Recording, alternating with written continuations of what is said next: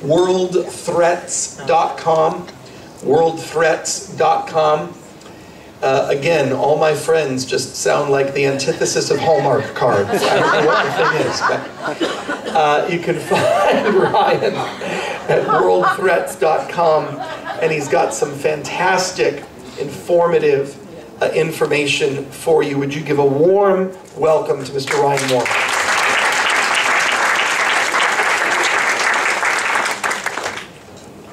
First of all, thanks for coming out and thanks for having me. The reason that we're here talking about Iran and the Iranian regime is because it's not like any other regime on the planet.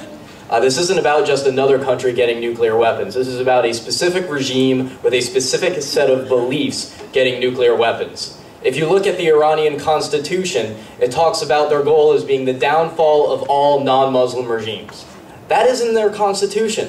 The second that they stop supporting armed jihad against us and around the world, they are in violation of their own constitution. Any Iranian official that does not support that goal can be thrown out on that basis. So they are legally obligated to support terrorist groups against us, and that's what makes nuclear weapons in their hands is so frightening. But it goes further than that. In school, I learned really how we were so naive over Hitler and how he had published Mein Kampf. Well, last year, Ahmadinejad's office produced a documentary that explained their end times-oriented beliefs. It gave a list of the different signs of Islamic end times prophecy that were being fulfilled. We'd talk about the event, small ones, relatively small ones like the revolution in Yemen, and what specific Islamic verse it was fulfilling.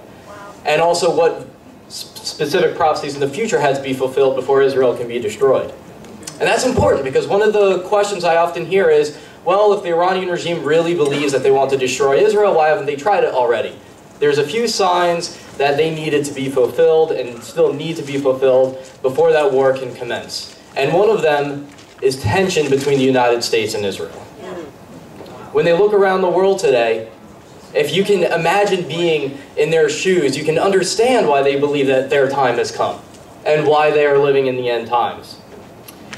An Iranian columnist writing for a state newspaper tied to Supreme Leader Khamenei recently wrote that the U.S. and Israeli alliance is over, and that is a fulfillment of prophecy, that there are only two more prophecies that have to be fulfilled. The first being the isolation of Israel, including from the United States, and the fall of the Saudi royal family. And according to that newspaper column, here is what that person wrote. It can be said that within the last 60 years, this is the first time that the Zionist regime since its illegal inception has had to endure rejection by the West over its vision and interest in the region. And then it continues. With diminishing support for Israel and with the upcoming collapse of the monarchy in Saudi Arabia, there won't be any obstacles left facing Iran with its policy of annihilation of Israel.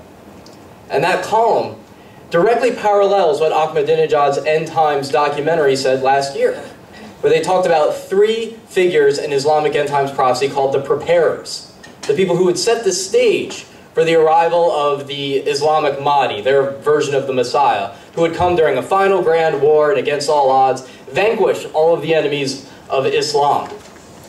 And those three figures in Islamic end times prophecy correspond, according to the Iranian belief, to Hassan Nasrallah, the chief of Hezbollah, Mahmoud Ahmadinejad, and Ayatollah Khamenei, the president and the supreme leader of Iran.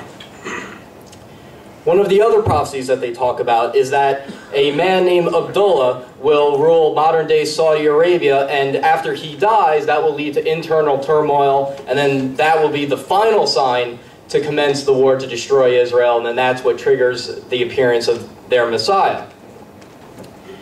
Now, according to Ahmadinejad's documentary, that person's name is Abdullah, and in the past 100 years, Saudi Arabia has not been ruled by someone named Abdullah.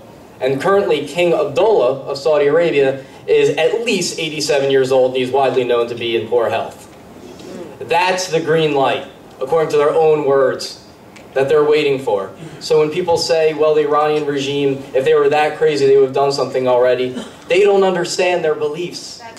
It's in their own words. It's in their own films. And the name of that film is The Coming is Upon Us. And you can look it up on YouTube and you can see what they believe. And it is very truly basically a modern day Mein Kampf. They tell you what they're waiting for before they strike. Now, what makes this extremely concerning for me is not just what they believe, but frankly, a lot of their goals can be accomplished much more easily than any of us really want to recognize. One of the prophecies that they have to fulfill is the creation of an Arab coalition that rejects the West and leads the war on Israel by the side of Iran. So, of course, they look at the rise of the Muslim Brotherhood in Egypt, which virtually no one saw coming, as a sign from God that he's preparing the way. And that's why they want to sponsor revolutions throughout the region. Now, if the majority of the Middle East is Sunni, but if you look at where the oil fields are located, it's around Shiite minorities. Iran is a Shiite state. So Iran, by supporting their proxies, especially once they get a nuclear weapon, can take over those oil fields, either directly through their proxies or by pressuring the ruling governments. And so once that happens, they will be in control of about 56% of the world's oil reserves. With that type of power, do you think that Europe is going to maintain their sanctions? How about India or any other country whose arms we had to twist in order to make that happen? I don't think so. And so that's what Iran is looking to accomplish in the years ahead, is to acquire a nuclear weapon in order to dominate the region, put together this alliance with the Muslim Brotherhood. Even though they're killing each other in Syria right now, it doesn't matter. They'll still come together. And then once the Saudi king Abdullah dies, and there's this internal turmoil in Saudi Arabia, they are viewing that as the green light to destroy Israel. And unfortunately, and I work for the Clarion Fund, by the way, which produced a documentary called Iranium, and we talk about this in our film. That's much more achievable than any of us, like I said, care to admit. When Ahmadinejad says that a world without the United States and a world without Israel is achievable, there are scenarios that can make that happen. You can look up something called the electromagnetic pulse. That is where you shoot off a nuclear weapon, and rather than having it hit the ground, like in World War II over Japan, you explode it in the atmosphere, and depending on how large that bomb is and where in the sky you detonate it, you could theoretically wipe out all the electronic components over the continental United States, throwing us back to the 1800s, and our military is too preoccupied with keeping the country together to survive to worry about anything overseas. And it's relatively easy to accomplish because all you have to do is put it on any of the thousands of ships that come up to our ports each day. Not even come into the port. Why deal with the security if you don't have to? Just come close to it, launch the missile into the sky, and by then the time that we have to respond is absolutely minimal, and it's essentially game over. And the Iranians are preparing for this. We have seen their vessels doing these very odd exercises where they put a missile on a cargo ship and they shoot it up in the sky and then they blow it up. And a lot of people said, well, those missile tests are failing because it's supposed to hit a target. They didn't fail, they succeeded. We just aren't understanding their idea of how to wage war nowadays. And if it's relatively easy to do to the United States, imagine what they could do to Israel with that type of technology. And so, I guess the overall message that I want to bring to you is that Iran believes what they say, and when they state their goals, they actually have a strategy that is credible in order to achieve it. It's not just a crazy regime that could just act out and then we can contain them.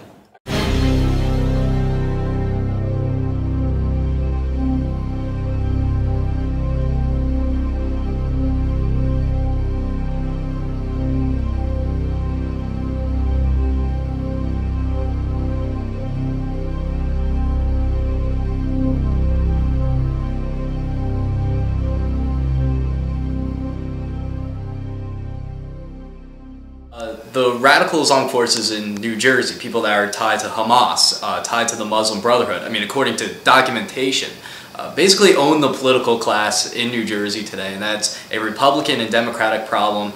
And Governor Chris Christie, the superstar of the Republican Party, is one of the biggest offenders of this.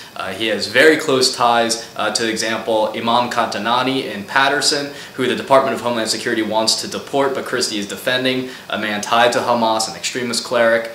And there's just example after example of this. And if you dare bring this up, you will be called a bigot. You'll be called an Islamophobe. You'll say you're just attacking all Muslims, when that's not at all what people like me are doing. What we're pointing at is the radical element, the radical leadership that will not just bash Israel, but support its enemies like Hamas, and get involved in the Muslim Brotherhood networks and influence the political system, but if you challenge them, you can very easily get outcasted and just be called a racist and the worst things imaginable, all meant to not just destroy your credibility, but destroy your career. I think there's a huge awareness of the Al-Qaeda type threat, because no one forgets 9/11. We might have forgotten some of the lessons. We may not be as fearful of that type of thing happening as we once were, but that's what everyone is focused on. Everyone is focusing on mass casualty attacks. There is almost zero awareness of the other networks that are much better funded. They have been around longer, they're more intelligent, they're more stealthy, that operate like the Muslim Brotherhood here in the United States, because we're not familiar with their tactics, because they're not in your face. There's no explosions going off. They're not in the headlines. It's all beneath the surface. And that is a much more difficult threat for us to grasp with, because we're used to watching this problem as if it's an action flick. We're waiting for the shooter to come around the corner and to shoot us, but we're not paying attention to the group that has been here for decades, saying, let's look at this from a cost-benefit type of analysis. If we set off a bomb, then all of our guys are going to get arrested, and what good comes from that? So instead, let's be peaceful and let's fight this war in the political sphere, in the education sphere. Let's win the fight for the hearts and minds. It's a completely different way of operating. Hamas grew out of the Muslim Brotherhood. Palestinian Islamic Jihad grew out of the Muslim Brotherhood. From the Egyptian Islamic Jihad movement grew the current movement of Al-Qaeda, for instance. This 15-page manifesto outlines the goals and strategies of the Muslim Brotherhood's activities in North America.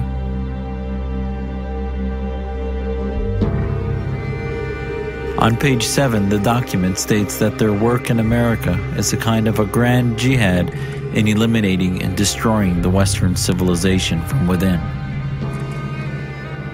And then it speaks about setting up groups and mosques and Islamic centers to achieve their ultimate goal, which is to destroy the miserable houses of the West so that they will be expelled and that Allah's religion is made victorious over all other religions.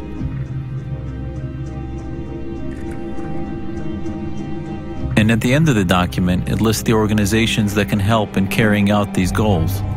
Not only are many of these groups still in existence today, but they are the very groups who are thought to be the modern Muslim leadership of America.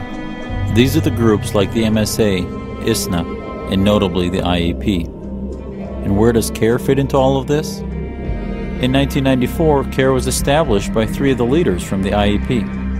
And it's well documented that the IEP was essentially a front group for Hamas. So perhaps that would explain why CARE won't condemn terror groups like Hamas, and also why